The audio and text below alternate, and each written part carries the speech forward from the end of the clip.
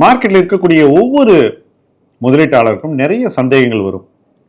Personal ஃபைனான்ஸை பற்றி, mutual ஃபண்ட்ஸை பற்றி, dead இன்வெஸ்டிங்கை பற்றி, கோல்டை பற்றி, சில்வரை பற்றி, பிஎம்எஸை பற்றி, இண்டெக்ஸை பற்றி, போர்ட்ஃபோலியோ எப்படி உருவாக்குவது அப்படிங்கிறத பற்றி, நாம் எப்படி ஒரு பெட்டர் இன்வெஸ்டர் ஆகிறதுன்றத பற்றி இப்படி பல கேள்விகள் உங்களுக்கு வரும். இந்த கேள்விகளுக்கு ஈஸியாக விடை கிடைப்பது இல்லை என்று பலர் நம்மிடம் சொல்கிறார்கள். உங்களுக்காகவே ஆஸ்க் M2W எனிதிங் அப்படின்னு ஒரு ஹெல்ப்லைன் ஆரம்பிச்சிருக்கோம். இந்த ஃபார்மை நீங்கள் ஃபில் பண்ணீங்கன்னா ஆட்டோமேட்டிக்காக உங்கள் கேள்விகளை நீங்கள் அந்த ஹெல்ப்லைன் மூலமாக எங்ககிட்ட நேரடியாக கேட்கலாம். நாங்கள் உங்களுக்கு பதில்களை கொடுப்போம். இந்த ஹெல்ப்லைன் ஆரம்பித்து கிட்டத்தட்ட 2 வாரம் ஆகுது. சில நண்பர்கள் இதை யூஸ் பண்ணுறாங்க. இன்னும் நிறைய பேர் இதை யூஸ் பண்ணிக்கலாம். மார்க்கெட்டை இறங்க இறங்க உங்களுடைய கான்ஃபிடென்ஸை நீங்கள் மெயின்டைன் பண்ணணும், வளர்க்க வேண்டும், முதலீடில் ஜெயிக்க வேண்டும். அதற்காக தான் இந்த ஹெல்ப்லைன். வாங்க ஹெல்ப்லைன் மூலமாக பேசலாம்.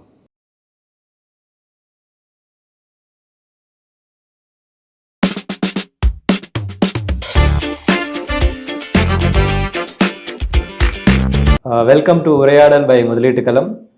இன்னைக்கு இன்னும் நிறைய இன்ட்ரெஸ்டிங் கொஷின்ஸோட நம்ம ஷாம் சார் கிட்ட பேசலாம். சார், போஸ்ட் கோவிட் நிறைய இன்வெஸ்டர்ஸ் இன்வெஸ்டிங் ஸ்டார்ட் பண்ணியிருக்காங்க. இது வரைக்கும் அவங்க நிறைய கரெக்ஷன்ஸே பார்த்தது கிடையாது. லாஸ்ட் ஃபியூ மந்த்ஸாக பார்த்தீங்கன்னா மார்க்கெட்ஸ் ரொம்ப வாலட்டைலாக இருந்திருக்கு. இதில் நிறைய பேர் ஃபர்ஸ்ட் டைம் இன்வெஸ்டர்ஸ் வேறு. ஸோ அவங்க போர்ட்ஃபோலியோவில் ஃபர்ஸ்ட் டைம் நெகட்டிவாக பார்க்குறாங்க. ஸோ இதுக்கு எப்படி அவங்க ப்ரிப்பேர் பண்ணணும், எப்படி அணுகணும், இங்கேருந்து இன்னும் மார்க்கெட்ஸ் கரெக்ட் ஆகுமா? இதில் 2 வகையான இன்வெஸ்டர்ஸ் இருக்காங்க. ஒருத்தர் ஸ்டாக் இன்வெஸ்டர், இன்னொருத்தர் மியூச்சுவல் ஃபண்ட் அல்லது ETF-ல இன்வெஸ்ட் பண்ணக்கூடியவங்க. இப்போ ETF-ல இன்வெஸ்ட் பண்ணக்கூடிய இன்வெஸ்டருக்கு ரொம்ப ரொம்ப சிம்பிள். ஏற்கனவே ஒரு இண்டெக்ஸில் பணம் போட்டிருக்காங்கன்னு வச்சுக்கோங்களேன், அது நிறைய இறங்கிச்சுன்னா அதில் தொடர்ந்து அவங்க இன்வெஸ்ட் பண்ணிக்கிட்டே இருக்கலாம், ஒன்றும் ப்ராப்ளம் இல்லை. லோவர் லெவல் ஆஃப் த இண்டெக்ஸில் இன்னும் அதிகம் இன்வெஸ்ட் பண்ணாங்கனாக்கா ஆப்வியஸ்லி அவங்களுடைய ஆவரேஜ் ஆஃப் அக்விசிஷன் காஸ்ட் நிறையவே இறங்கிடும். அப்போ நாளைக்கு மறுபடியும் பொருளாதாரம் வளர்ந்து மறுபடியும் ஸ்டாக் மார்க்கெட் மேலே போகும்போது ஆட்டோமேட்டிக்காக அவங்க ப்ராஃபிட்டில் போயிடுவாங்க. இது ஒரு simplistic rupee cost averaging method. But இதே மெத்தடை நீங்கள் மியூச்சுவல் ஃபண்ட்லேயோ அல்லது ஸ்டாக்லேயோ அப்ளை பண்ணாக்கா இதே ரிசல்ட் கிடைக்காதுங்கிறது நிறைய பேருக்கு தெரியல. இப்போ மியூச்சுவல் ஃபண்டுக்கு வருவோம். மியூச்சுவல் ஃபண்டில் எல்லா மியூச்சுவல் ஃபண்டையும் நான் தொடர்ந்து வாங்குவேன். எந்த மியூச்சுவல் ஃபண்டாலும் நான் தொடர்ந்து வாங்கினா நான் மறுபடியும் லாபத்துக்கு 2 வருஷத்துல வந்துடுவேன், 3 வருஷத்துல வந்துடுவேன்னு மக்களுடைய புரிதல் இருக்கு. இது சரியான புரிதல் இல்லைங்கிறது தான் ஃபர்ஸ்ட் பாயிண்ட். ஒரு சின்ன உதாரணம் சொல்றேன். 2008ல் ரொம்ப அட்ராக்டிவா இருந்த மியூச்சுவல் ஃபண்ட் டீம் என்னன்னு கேட்டா இன்ஃப்ரா. இப்போ 2009ல் நம்ம ஐதாட்டை ஸ்டார்ட் பண்ணோம். 2009ல் நம்ம எல்லார்கிட்ட போகும்போது எல்லார்கிட்டையும் இன்ஃப்ரா இருந்தது. நம்ம என்ன சொன்னோம், அந்த இன்ஃப்ராவை நீங்க இப்ப விற்கணும், அது இன்னும் கீழே போகும் அப்படின்னு சொல்றோம். எல்லாரும் என்ன சொல்றாங்க, நான் அதை ஆவரேஜ் பண்ணிட்டு இருக்கேன்னு நம்ம கிட்ட சொல்றாங்க. நம்ம கிட்ட யாரெல்லாம் நம்ம சொன்னதை கேட்டு ஆக்ட் பண்ணாங்களோ அவங்கள நம்ம இன்ஃப்ரால இருந்து ஃபர்தர் டேமேஜ் இல்லாமல் வெளியே கொண்டு போயிட்டோம். இது 2009ல் அந்த ரேலியிலேயே வெளியே போயிட்டாங்க. இதுக்கப்புறம் இன்ஃப்ரா மறுபடியும் கீழே போய் 2024 தான் அது பீக்குக்கு வந்திருக்கு. புரிஞ்சுக்கங்க, 15 இயர்ஸ் ஆயிருக்கு. இடையில அது எவ்வளவு நாளைக்கு கீழே இருந்தது? மறுபடியும் நம்ம எப்ப இன்ஃப்ரா வாங்க ஆரம்பிச்சோம்? 1920க்கு மேல நம்ம வாங்க ஆரம்பிக்கிறோம். லாஸ்ட் 4 இயர்ஸ் தான் இன்ஃப்ரா மறுபடியும் பெர்ஃபார்ம் ஆயிருக்கு. இப்போ 2009ல் இன்ஃப்ராவை நான் ருபி காஸ்ட் ஆவரேஜ் பண்ணேன்னு ஒருத்தன் 10 வருஷம் பண்ணியிருந்தானா கூட 10 வருஷத்துக்கு ரிட்டர்ன் இல்லாம இருப்போம்.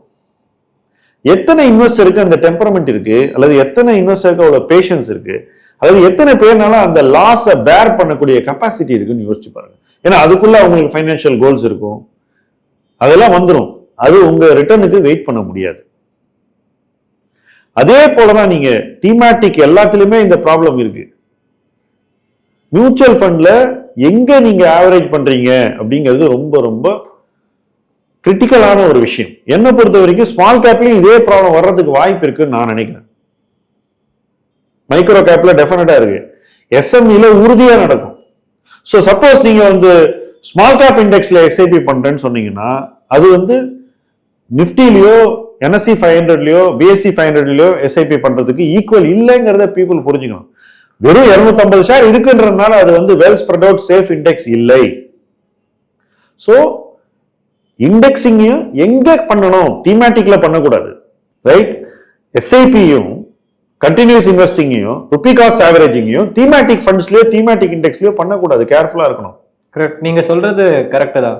ஆனா இதை வந்து சராசரியா இன்வெஸ்ட் பண்றவங்களுக்கு எப்படி தெரியும்? இப்போ லாஸ்ட் 4 வருஷத்துல பாத்தீங்கன்னா கோவிட்க்கு அப்புறம் வந்ததுல இப்போ இந்த டெக்னாலஜி இருக்கிறதால நிறைய பேர் டிஐஓ இன்வெஸ்டரா தான் இருக்காங்க. நிறைய பேர் அட்வைசர் அணுகிறது ரொம்ப கம்மியா. நான் 3 பார்ட் உங்கள்கிட்ட சொன்னேன், அதுல 3வது பார்ட்டுக்கு வரேன். ஏன்னா அதுதான் டிஐஓ எல்லாருமே பண்றாங்க. நம்ம வந்து இடிஎஃப் பத்தி சொன்னேன், அதுக்கு அடுத்தது மியூச்சுவல் ஃபண்டை பத்தி சொன்னேன். இப்ப ஷேர்ஸை பத்தி சொல்லலாம். ஷேர்ஸ்ல இன்வெஸ்டர் அதே தான் பண்றோம். ஒரு ஸ்டாக் எடுத்துட்டு கண்டினியூஸா ஆவரேஜ் பண்றாங்க, ரைட்? ஒரு பீக்கை டச் பண்ண ஷேரை நீங்க பீக்ல இருந்து கீழே வாங்கிட்டு போனீங்கன்னா பாட்டமே தெரியாம, அப்போ நீங்க உங்களை என்ன மாதிரி ரிஸ்க்கு எக்ஸ்போஸ் பண்ணிக்கிறீங்கன்றதுதான் கேள்வி.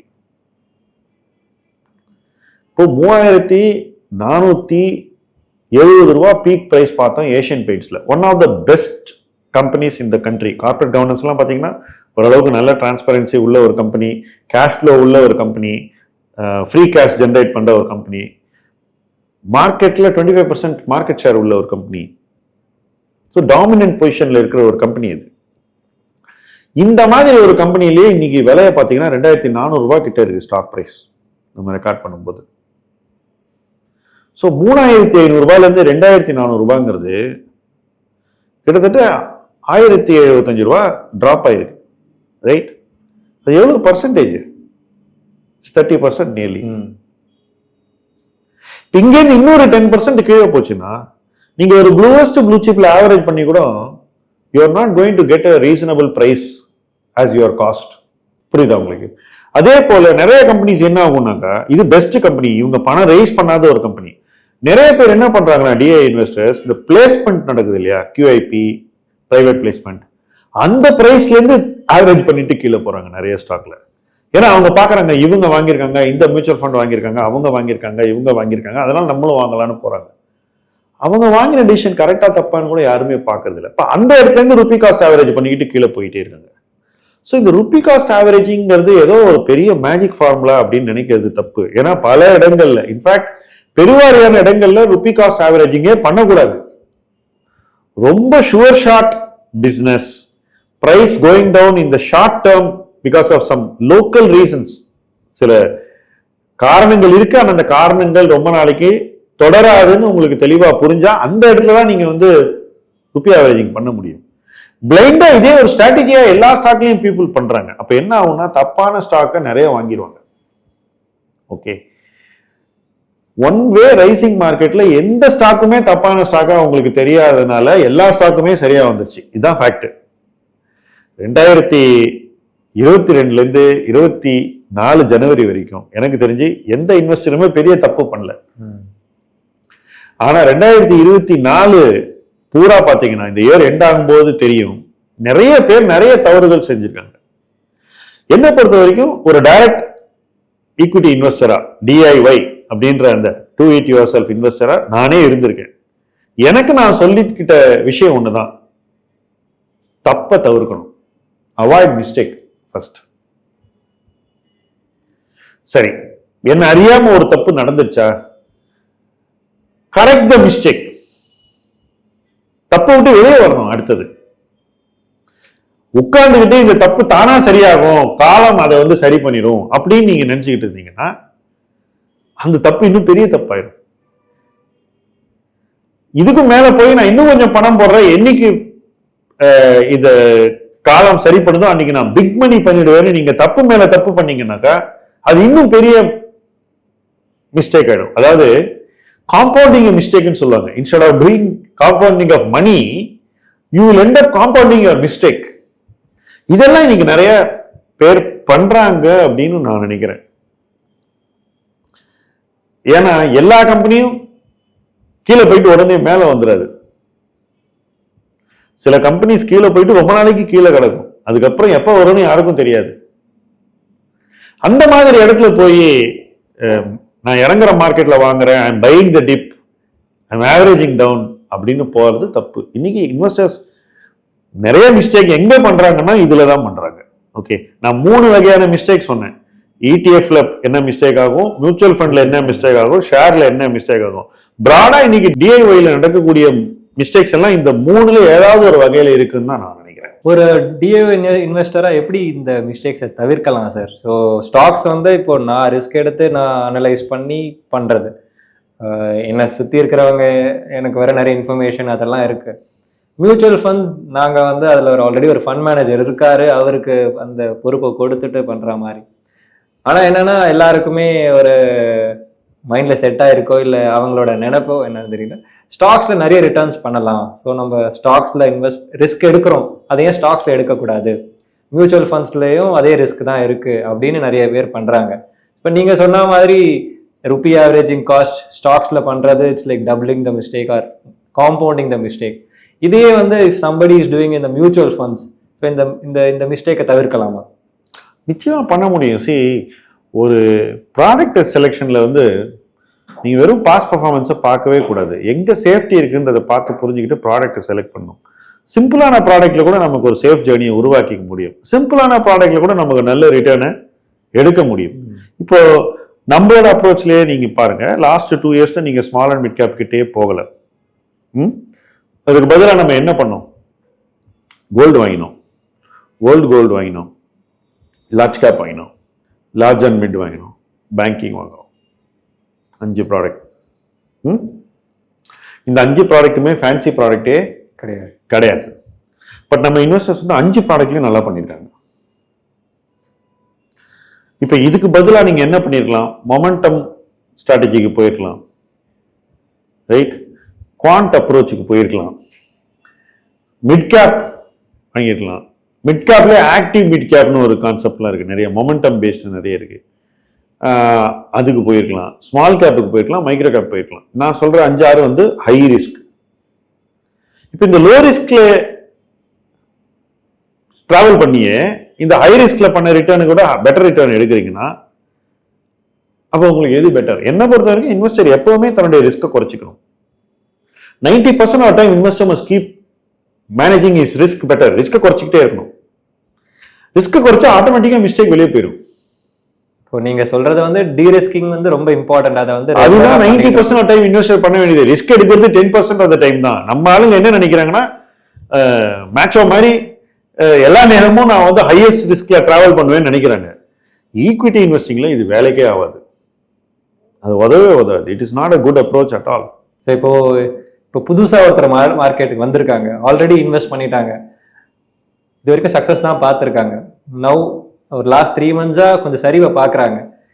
இப்போ அவங்களுக்கு அடுத்த கட்ட நடவடிக்கையா என்ன பண்ணணும், என்ன பண்ணா அவங்களுக்கு நல்லா இருக்கும்?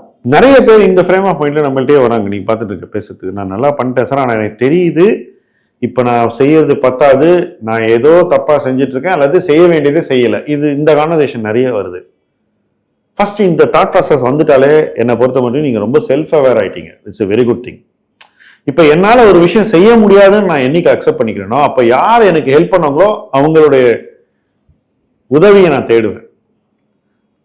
இப்போ எனக்கு உடம்பு சரியில்லைன்னு வச்சுக்கோங்களேன், நானே மருந்து வாங்கி சாப்பிட்டுருந்தேன்னு வச்சுக்கோங்களேன், ஜுரம் குறையவே இல்லை, திரும்ப திரும்ப நானே மருந்து வாங்கி சாப்பிட்டுருந்தேனாக்கா அது ஒரு ஸ்டேஜ் தாண்டுற வரைக்கும் நான் விட்டுட்டு அதுக்கப்புறம் போனாக்கா அதுக்கப்புறம் பண்ண வேண்டிய நடவடிக்கைகள்லாம் ரொம்ப ஹார்ஷா ரொம்ப டிராஸ்டிக்கா இருக்கும். You know that, correct? போர்ட்ஃபோலியோலையும் இதே மாதிரி தான். போர்ட்ஃபோலியோவுக்கும் ஒரு ஹெல்த் இருக்கு. சப்போஸ் நீங்க போர்ட்ஃபோலியோவோட ஹெல்த் வந்து குறையும் போது சீக்கிரம் அந்த ஹெல்த்தை சரி பண்ணிட்டீங்கன்னாக்கா அது நல்லது. அப்போ நீங்க என்ன பண்ணுவீங்க? ஓகே, இதெல்லாம் நல்லா வந்தது, இப்போ இனிமே இது நல்லா பண்ணாது, இதுல இருந்தெல்லாம் நான் வெளியே போயிடுறேன்னு சேஃப்டிக்கு போயிடுவீங்க. அப்போ போர்ட்ஃபோலியோவை நீங்க ஆரோக்கியமா வச்சுக்கிறீங்க. இதை நீங்களே சீக்கிரம் பண்ணிட்டீங்கன்னா நல்லது. நீங்க விட்டுட்டு லேட்டா பண்ணீங்கன்னா அதுக்கு நிறைய விலை கொடுக்க வேண்டியிருக்கும். ஓகே, சம்டைம்ஸ் அதை கரெக்ட் பண்றதுக்கு ரொம்ப பெயின்ஃபுல்லா இருக்கும். சம்டைம்ஸ் அந்த கரெக்ஷனுக்கு அப்புறம் கூட போர்ட்ஃபோலியோ மறுபடியும் நல்ல ஒரு ஹெல்த்தி பிளேஸ் கொண்டு வரதுக்கு ரொம்ப நாள் ஆகும், ரொம்ப வலியா இருக்கும். ஸோ இது எல்லாமே காலத்தோட செய்ய வேண்டிய விஷயங்கள். ஓகே, எனக்கு சரியா தெரியலன்னா யாருக்கு தெரியுமோ அவங்க கிட்ட போய் அவங்க ஹெல்ப்பை தயங்காம எடுத்து அந்த கரெக்ஷனை பண்ணி உங்க போர்ட்ஃபோலியோவை தொடர்ந்து ஒரு ஹெல்த்தி ஸ்டேட்ல வச்சுக்க நீங்க முயற்சி பண்ணணும். எல்லா இன்வெஸ்டரும் இதை செய்யணும். நீங்க சொல்றது ஒரு அட்வைசரை வச்சுக்கிறது நல்லது. உங்களுக்கு இதெல்லாம் செய்யறதுக்கு எதுவுமே பிரச்சனை இல்லாம செய்யறதுக்கு உங்க கையிலேயே ஒரு எக்ஸ்பர்ட் ஃப்ரெண்டா இருந்தா பண்ணிக்கங்க. ஃப்ரெண்ட் இல்லைன்னா யூ ஹையர் அ ஃப்ரெண்ட், அவ்வளவுதான் விஷயம். அட்வைசர்ங்கிறது யாரு? நீங்க வந்து அவரை ஹையர் பண்றீங்க உங்களுக்கு அட்வைஸ் பண்றதுக்கு, அவ்வளவுதான். அதுக்கு ஒரு சின்ன காஸ்ட். உங்களுக்கு டைரக்டா ஃப்ரெண்ட் இருந்து அவர் உங்களுக்கு டைம் கொடுப்பாரா, உங்களோட உட்காந்து இதெல்லாம் பொறுமையா பார்ப்பாரா, உங்களுடைய நலன் சார்ந்து யோசிச்சு சொல்லுவாரா, அந்த மாதிரி ஆள் இருந்தா செய்யலாம். இப்ப நான்லாம் மார்க்கெட்டுக்கு வந்த காலத்துல நான் பல பேருக்கு அந்த மாதிரி ஹெல்ப் பண்ணியிருக்கேன். சில பேர் எனக்கு ஹெல்ப் பண்ணியிருக்காங்க. இன்னைக்கும் அந்த ரிலேஷன்ஷிப்ஸ் எனக்கு இருக்கு.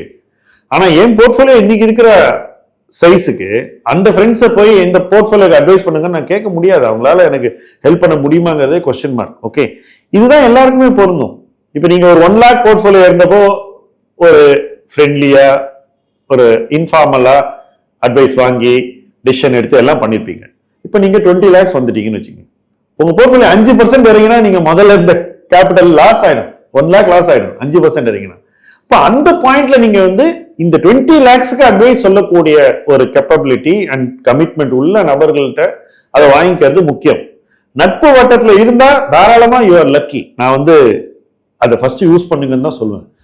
அப்படி யாரும் இல்லை, என்னால என் ஃபைனான்சியல போய் இந்த மாதிரி ஒரு நண்பர்கிட்ட எனக்கு சொல்றதுக்கு எனக்கு தயக்கமா இருக்கு, எனக்கு அதெல்லாம் விருப்பம் இல்லைன்னா ப்ரொஃபஷனல்கிட்ட போறது பெஸ்ட்.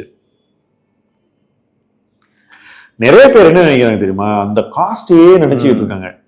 ஆனா ஒண்ணு சொல்றேன், டைம்லி ஆக்ஷன் இருக்கு பாருங்க, அதோட காஸ்ட் வந்து இந்த மாதிரி அட்வைசரி காஸ்டோட எல்லாம் இன்னும் வேல்யூபிள். நீங்க டயத்துக்கு வெளியே வந்துட்டீங்கனால அதுவே மோஸ்ட் வேல்யூபிள். கரெக்ட். நீங்க சொன்ன பாயிண்ட்ல இப்போ நிறைய பேர் இந்த active investing and passive investing எல்லாரும் என்ன பண்றாங்க, நான் இண்டெக்ஸ்ல டைரக்ட் பிளான்ல வாங்கிக்கிறேன், நான் அதுல சேவ் பண்றேன்னு நினைக்கிறாங்க. ஆனா அவங்க என்ன மிஸ் பண்றாங்கன்னு நினைக்கிறீங்க நீங்க ஆக்டிவ் இன்வெஸ்டிங் போகாததால? ஃபர்ஸ்ட் ஒரு இண்டெக்ஸ்ல ஒரு 20 நல்ல ஷேர் இருக்கலாம் அல்லது 30 நல்ல ஷேர் இருக்கலாம். இப்போ நிஃப்டி எடுத்தீங்கன்னா என்னை பொறுத்த மட்டும் ஒரு 27 to 29 குட் ஸ்டாக்ஸ் இருக்கு. 21 to 23 குட் ஸ்டாக்ஸ் வந்து நாட் சோ கிரேட் ஸ்டாக்ஸ். இப்போ ஒரு கூடையில பழம் வாங்குறீங்க, 28 பழம் நல்லா இருக்கு, 22 பழம் சொத்தையா இருக்கு. அந்த கூடையை வாங்குவீங்களா அல்லது இன்னொரு கூடையில வெறும் நல்ல ஃப்ரூட்ஸை பிக் பண்ணி ஒருத்தன் வச்சிருக்கான் 50 பழம், எது வாங்குவீங்க? கண்டிப்பா நல்ல கூட தான் வாங்குவோம். ராட்டனும் குட் இருக்கும்போது rotten will start affecting the good. அதான் கான்செப்ட் இல்லையா? கரெக்ட். அப்போ அந்த ஒரு அட்வான்டேஜ் தான் ஒண்ணு. ரெண்டாவது, இண்டெக்ஸ்ல எல்லாமே ஒரே ப்ரொபோர்ஷன்ல இருக்கும், அந்த ப்ரொபோர்ஷன் மாறவே மாறாது. நீங்க ஆக்டிவ் மியூச்சுவல் ஃபண்டோ ஆக்டிவ் போர்ட்ஃபோலியோல ப்ரொபோர்ஷன் மாறிடும். அப்போ ப்ரொபோர்ஷன் மாறிடுச்சுனாக்கா அப்போ அதுல ரிட்டர்ன்ஸ் பெட்டர் ஆயிடும், ரிசல்ட் மாறிடும். பெட்டர் ரிசல்ட் எப்ப கிடைக்கும்னா அந்த ப்ரொபோர்ஷன் மாறணும். அந்த ப்ரொபோர்ஷன் மாறுற இடம்லாம் சரியான இடமா இருக்கணும். நீங்க எங்க அதிக ப்ரொபோர்ஷன் கொடுக்குறீங்களா, அதிக வெயிட்டேஜ் ஒரு ஸ்டாக் கொடுக்குறீங்க, நல்ல ஸ்டாக்குக்கு அதிக வெயிட்டேஜ் கொடுக்கணும். அப்ப என்ன ஆகும், உங்களுக்கு இண்டெக்ஸோட பெட்டர் ரிட்டர்ன் கிடைக்கும். சோ அந்த மாதிரி யார் இன்வெஸ்ட் பண்ணாங்களோ அவங்க கிட்ட நீங்க ஆக்டிவ் மேனேஜ்மெண்ட் பண்ணணும். இன்னும் நிறைய சுவாரஸ்யமான கொஸ்டின்ஸ் இருக்கு, நெக்ஸ்ட் பார்ட்ல பார்க்கலாம்.